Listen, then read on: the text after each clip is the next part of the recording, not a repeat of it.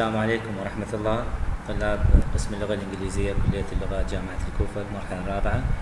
أوكي، المحاضرة السابقة بدينا بالفصل ال 11 اللي هو discourse analysis. أوكي، هسه نكمل، وصلنا للconversation analysis. هسه نكمل المحاضرة السابقة. أوكي، كالعادة نقرأ ونوضح. In simple terms, English conversation can be described. هنا طبعا راح يوضح لنا يعني what is meant by conversation. Can be described as an activity in which for the most part two or more people take turns. Okay, take turns. I underline it. At speaking. Typically only one person speaks at a time, and there tends to be an avoidance of silence between speaking turns. This is not true in all situations or societies, of course. هنا وضح لنا يعني الكونسبت اوف conversation. هي يقول هي is an activity يعني نشاط معين which for the most part يعني غالبا okay two or more people take turns يعني شخصين او اكثر كل واحد ياخذ دوره بالكلام، هذا يسموه محادثه conversation. Typically only one person speaks at a time. يقول يعني typically خلينا نقول بشكل اذا نقول المحادثه النموذجيه هي شخص واحد يتحدث والآخر يسكت، أوكي، وهكذا. ويصير تجنب إذا عندنا conversation لازم نتجنب البوزز أو التوقفات اللي تصير ضمن الكلام، فبالتالي أول ما يكمل الشخص الأول دوره يبدأ الشخص الثاني بالكلام مباشرة، أوكي. طبعا يقول هذا this is not true in all situations or societies، يعني أيضا تتبع الحالة والمجتمع وإلى آخره، بس إحنا جاي نحكي typically. Okay. زين. If more than one participant tries to talk at the same time, one of them usually stops, as in the following example where A stops until B has finished. يقول عادة أيضا من شخص واحد يحكي يبدأ الشخص الثاني يتكلم، لازم واحد من عندهم يسكت حتى الشخص الآخر يكمل كلام. هذا أيضا جاي نحكي إحنا typically.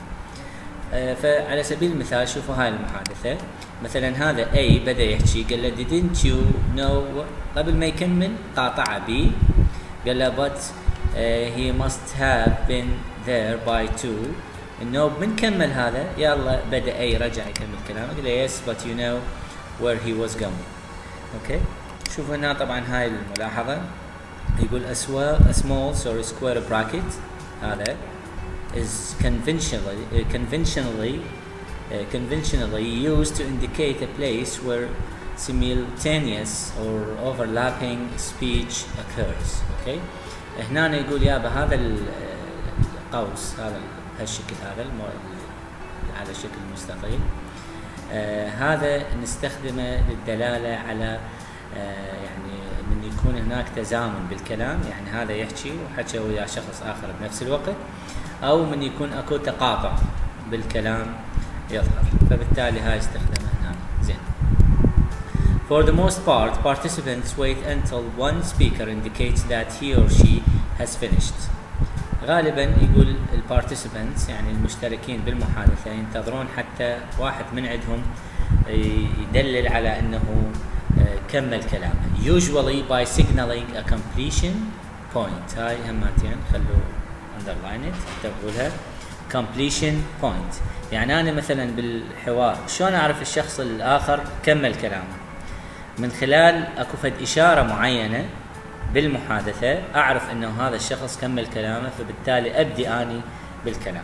خلينا نشوف شنو هاي completion points. Speakers can mark their turns as complete in a number of ways by asking a question, for example, or by pausing at the end of a completed syntactic structure like a phrase or sentence. يقول عادة ما السبيكرز mark their turns يعني يخلي فد إشارة معينة لنهاية كلامه بطرق متعددة. على سبيل المثال by asking a question يعني ممكن ينهي الدورة بالكلام من خلال أن يسأل سؤال. For example, or by pausing at the end of a completed syntactic structure like a phrase or a sentence يعني أو يتوقف، يسوي توقف موقع يعني يحكي له جملة مثلا أو عبارة وتوقف، فأنا أعرف كطرف آخر إنه هاي completion point. فبالتالي هسه على سبيل المثال عندنا السؤال ممكن يكون completion point وممكن البوز at the end of a sentence or phrase, for example, also can be a completion point. Other participants can indicate that they want to take the speaking turn also in a number of ways. هسه أنا كطرف ثاني بالمحادثة أريد أوضح للطرف اللي جاي يحكي إنه أنا أريد أخذ دوري بالكلام. فأيضا أكو طرق متعددة. They can start to make short sounds. يعني نبدي فد أصوات معينة توضح إنه إحنا نريد نحكي. Usually repeated. عادة ما تكون مكررة هاي الأصوات. While the speaker is talking, and often use body shifts or facial expressions to signal that they have something to say. يعني عادة ما واحد يأشر مثلا أو فد facial expressions يعني فالتعابير بالوجه تظهر إنه أنا أريد أخذ دوري بالكلام. Yes, okay. كمل. Yes. خلينا نشوف التيرن تيكينج. هسه احنا بعدنا ضمن الكونفرسيشن اناليسيس اخذنا الكونسبت اوف كونفرسيشن، يعني الكونفرسيشن عباره عن اخذ ادوار، اوكي؟ اكو بارتيسيبنتس واكو ادوار، كل من ياخذ دوره بالكلام. شلون نعرف هذا انهى دوره؟ من خلال الكومبليشن بوينت، وشلون نعرف انه هذا الشخص يريد يحكي؟ ايضا من خلال بعض الجستشرز، من خلال facial expressions، من خلال certain sounds الى اخره مثل ما ذكرنا قبل شوي. خلينا نشوف التيرن تيكينج. There are different expectations of conversational style and different strategies of participation in conversation, which may result in slightly different conventions of turn taking. هنشوف يقول اكو عندنا طبعا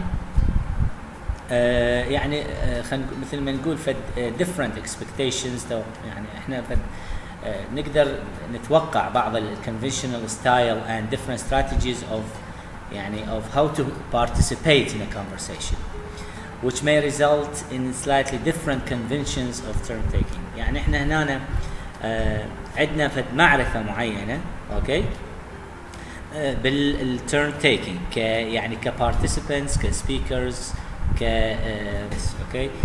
One strategy which may be overused by long-winded speakers or those who are used to holding the floor is designed to avoid having normal completion points occur. هنا يا اخوان مثل ما قلنا اكو عندنا conventional styles that we take turns, okay, او turn taking يعني كبيبل كسبيكرز. على سبيل المثال واحدة من عندهم اللي هي holding the floor، يعني شلون نقول بمعنى هو اللي يكون المسيطر او شلون طريقة اللي ياخذ دور مطول بالمحادثة، اوكي، اللي يقول هي شنو is designed to avoid having normal completion points occur.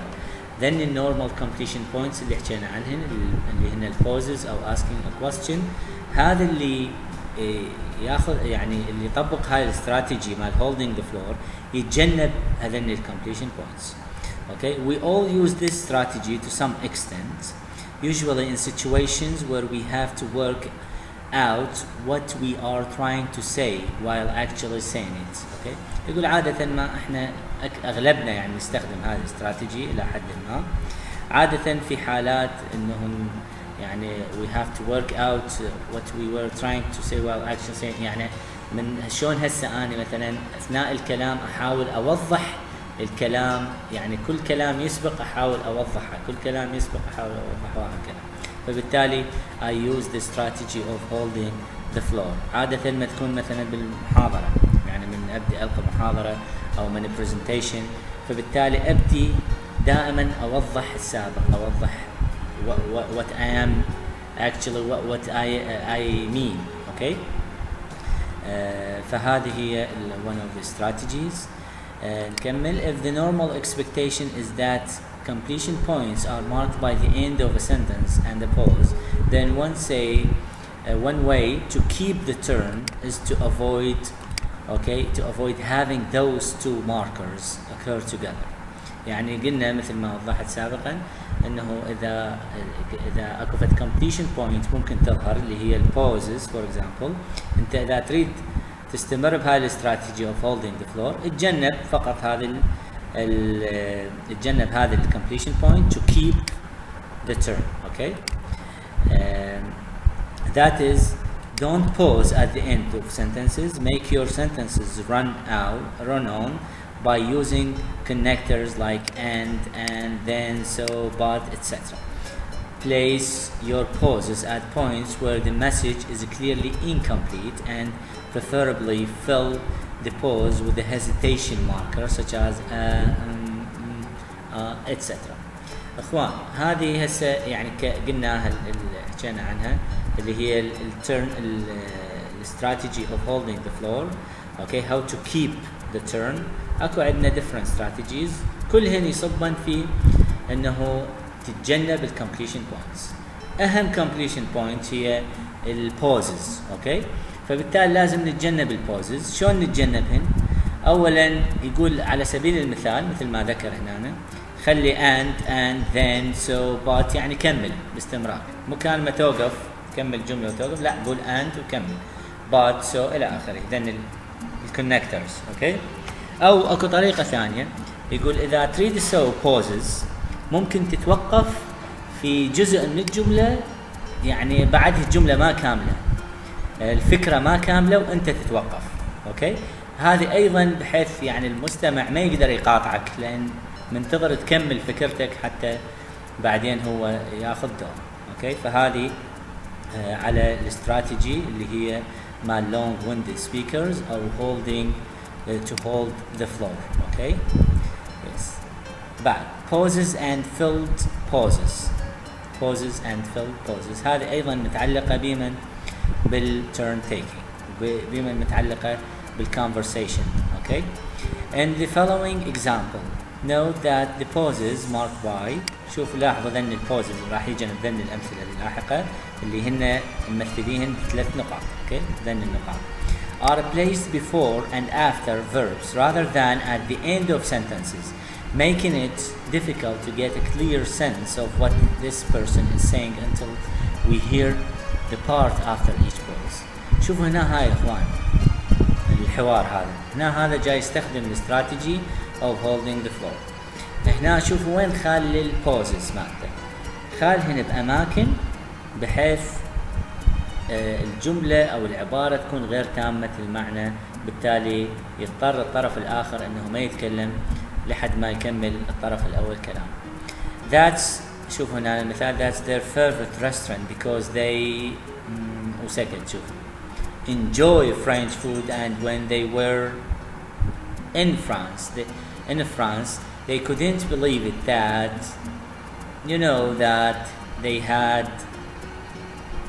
they had better meals back home. okay، فهنا نستخدم هذه البوزز بهذه هذه الاماكن اللي تخلي الكلام غير مفهوم الا من يكمل الكلام كله. In the next example, speaker X produces filled pauses. طبعا هنا pauses، هنا خلينا نشوف filled pauses with after having almost lost the turn at his first brief hesitation. هنا اخوان ذن البوزز مو كان ما يتوقف تماما، لا راح يمليهن مثل ما نسميهن ذني الانجليش فيلرز، يعني اكو البعض يسموهن فيلرز، ذني وهكذا. اوكي، after having، خلينا نشوف هنا هو حاول يعني خسر الدور مالته بالبدايه، بس بعدين شوفوا ايش سوى في سبيل انه ما يخسر التيرن مالته ويظل يحكي. فهنا اكس شوفوا ايش قال، well that film really wasn't what he was good at. النوب اجى هذا الداخل وياه، وين دي النوب رجع كمل اكس I mean his later films were much more really more in the romantic style, and that was more what he was best at doing. okay، شوفوا هنا استخدم ذني الفيلد pauses، يعني التوقفات خلى مكانه ذن الفيلرز هاي اوكي وهكذا. فهذا معنى الفيلد pauses. وذنيك البوزز اللي حكيناهن ذني اللي هن يخلي توقفات مؤقتة في أماكن بحيث يعني تتطلب انه يكمل حتى يكمل المعنى. زين. Yes, adjacency pairs. Okay. The last example would seem to suggest that conversation is a problematic activity where speakers have to pay close attention to what is going on. That is not normally the case because a great deal of conversational interaction follows some fairly well-established patterns. يقول يعني المثال السابق اللي أخذناه بالصفحة السابقة ذن الأمثلة مال البوزز والفيلم بوزز وغيرها، يقول يعني يوضح يبين كأنما conversation is a problematic matter، يعني شيء معقد وصعب. لا، بالحقيقة it is not like that. Because there is a great deal of conversational interaction follows some fairly well-established patterns. يعني أكو أنماط محددة معروفة لدى الجميع كلنا نتبعها بشكل عفوي، okay؟ بشكل تلقائي. When someone says hi or hello, for example, we usually respond with a similar greeting. يعني واحد يقول hello, hi، شلونك، كذا، احنا نجاوب السلام عليكم، وعليكم السلام، وهكذا. اوكي، فبالتالي اكو well established patterns، اكو انماط، اكو يعني conventions احنا نعرفن بالنسبة للمحادثة. مهم. This type of almost automatic sequence is called an adjacency pair. Adjacency pair يعني which consists of a first part and the second part as found in greetings, question answer sequences, thanking and leave taking. يقول مثل ما هنا هذين الأمثلة شنو الادجيسنسي pair؟ يقول مثل ما مثلا بالتحية، من واحد يحييك انت ترد التحية، من واحد يسألك سؤال انت تجاوبه، من واحد يقول لك باي انت همتين تقول له باي، وهكذا. فهنا مثلا من يعني الطرف الاول يقول good morning good morning اجابته، هذا يعني خلينا نقول الادجيسنسي pair مالته. Where is Mary? She is at work already. Thanks for your help yesterday. Oh, you're welcome. Okay, talk to you later. Bye. Okay. فبالتالي اكو يعني adjacency pair، وبالتالي هذا نمط معروف عند الأغلبية أو عند الجميع تقريبا، عند النورمال سبيكرز، يعني هذا النمط معروف وواضح. زين. These examples illustrate the basic pattern, but not all first parts are immediately followed by second parts. Okay?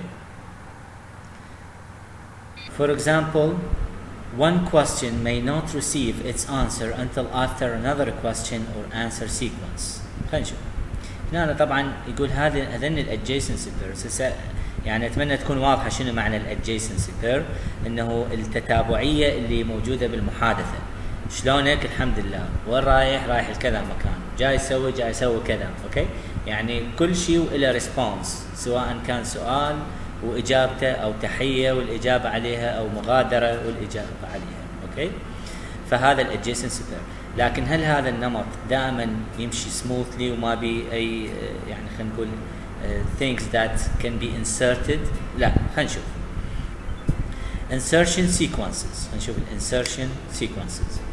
In the following example, the sequence Q2 A2 comes between the first question Q1 and its answer A1. This is called an insertion sequence. That is an adjacency pair that comes between the first and second parts of another pair. هنشوف. أولاً بالنسبة للرموز، هاي Q معناها question و A معناها answer. أوكي؟ ف question 1 هو الأساسي و A1 هو الأساسي. يعني question 1 هو السؤال الأساسي وال A1 هو الأنسر الأساسي. خلينا نشوف شنو هاي الانسرشن سيكونس. يعني اكو تتابعيه محادثاتيه كلاميه تصير ضمن الادجيسنسي بير، وايضا هن يشكلن sometimes adjacency pairs. اوكي؟ فخلينا نشوف هسه. مثلا السؤال هو do you want some milk؟ هذا question 1. شوفوا تجاوب مين. قال له is it soy milk؟ ما جاوبه، انطى سؤال. فبالتالي هذا مو خلينا نقول الإجابة. فهنا اشغال قدامها Q2، يعني هم صار سؤال. زين ايش قال له هذا؟ of course هاي A2 answer 2 إجابة علما ل Q2 للquestion الثاني العفو. فبالتالي هنا صارت عندنا adjacency pair ضمن adjacency pairs اللي هو Q1 و A1.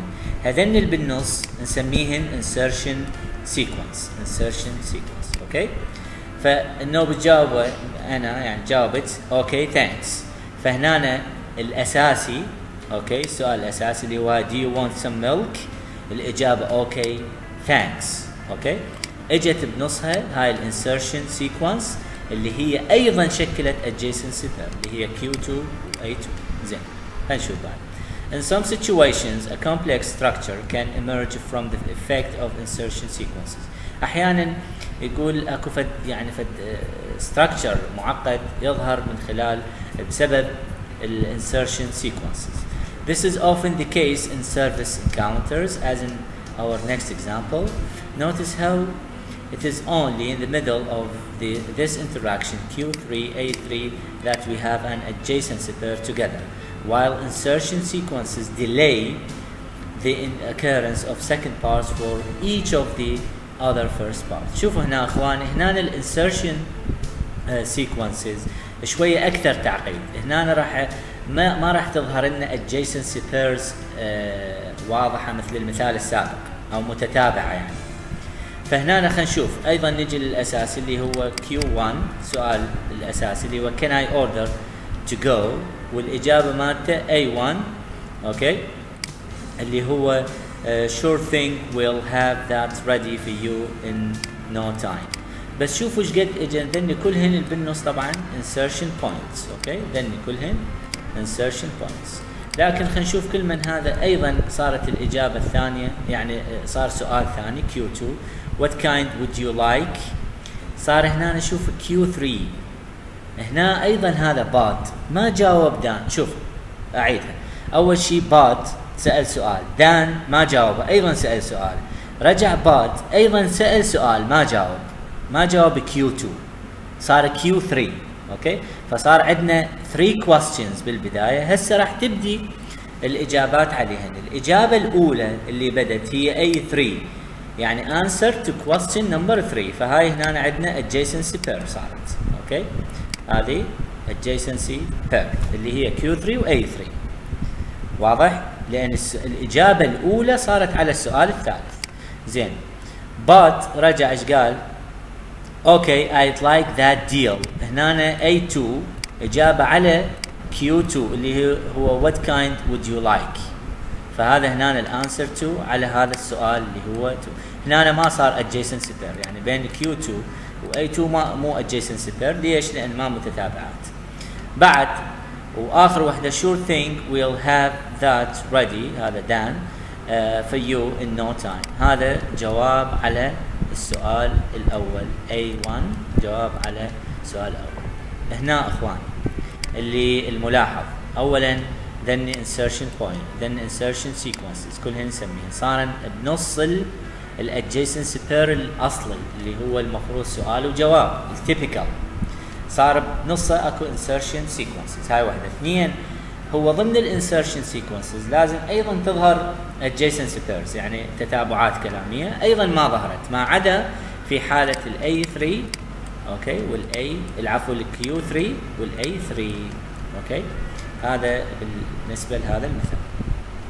هذا هو هنا وضحها يقول هذا شويه a complex structure can emerge from the effect of insertion sequences يعني بسبب الانسرشن سيكونسز دني ظهر لنا ستراكشر شويه معقد بالنسبه للكونفرسيشن. زين we are not normally aware of most of these aspects of conversational structure. يقول عاده احنا يعني ما ندري بهاي الامور او يعني ما منتبهين لها بالنسبه للتركيب الكلامي اثناء المحادثه.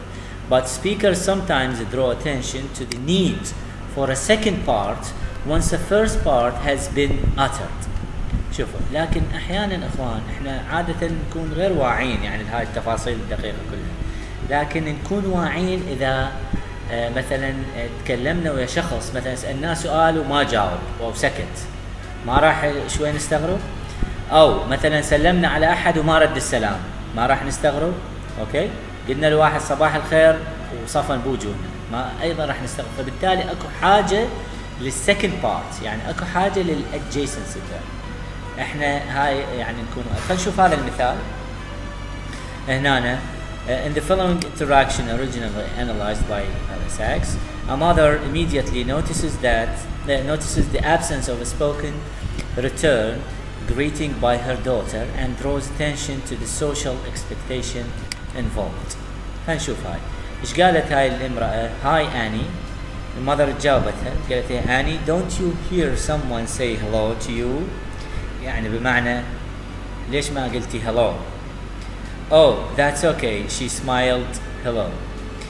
هاي الwoman. Mother, you know you're supposed to greet someone, don't you? هاي ايش قالت Annie hangs head hello وقالت hello. Okay. فبالتالي هنا الطرف الثاني بالمحادثة وضح للطرف الأول أكو حاجة للريسبونس الطبيعي أو التيبيكال أو اللي المتعارف عليه conventional. Okay. The expectations we all have that certain patterns of turn taking will occur in conversation are connected to a more general aspect of socially situated interaction. يقول هذه expectations in conversation اللي عندنا انه that certain patterns of turn taking will occur in conversation are connected to more general aspects of socially situated interaction. يعني هنا هذه expected turns اوكي نقدر نسميها المحادثة متعلقة ايضا بالسوشيال interaction وبال يعني الطبيعة الاجتماعية للتفاعل او للتواصل او للمحادثة او للكلام. That it will be cooperative. This observation is actually a principle of conversation. هذا الcooperative principle هو الموضوع التالي. لهنا نتوقف هاي المحاضرة، إن شاء الله نكمل البقية بالمحاضرة القادمة. شكرا جزيلا، وإذا عندكم أي سؤال أنا حاضر للإجابة.